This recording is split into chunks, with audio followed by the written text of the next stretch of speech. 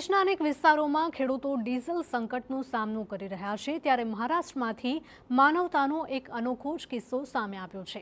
દ્રશ્યો મહારાષ્ટ્રના જલગાંવમાંથી સામે આવ્યા છે કે જ્યાં ડીઝલ લેવા એકઠા થયેલા ખેડૂતોને પેટ્રોલ પંપ પર જ ભોજન કરાવવામાં આવ્યું। ડીઝલ માટે કલાકોથી લાઇનમાં ઊભેલા ભૂખ્યા તરસ્યા ખેડૂતો માટે પેટ્રોલ પંપ સંચાલક દ્વારા જ ભોજનની વ્યવસ્થા કરવામાં આવી। હકીકતમાં જલગાંવમાં પણ ડીઝલની અછતે ખેડૂતોની ચિંતા વધારી છે અને વિવિધ પેટ્રોલ પંપ પર ખેડૂતોની લાંબી કતારો જોવા મળી રહી છે। ત્યારે અહીંના ધરણગાંવ ચોપડા માર્ગ પર આવેલ પવાર પેટ્રોલ પંપ પર ડીઝલનો સ્ટોક મોડી રાત્રે પહોંચે તેવી શક્યતા હતી, પરંતુ ડીઝલ મેળવવાની આશાએ મોટી સંખ્યામાં ખેડૂતોએ વહેલી સવારથી જ જમાવડો કર્યો હતો।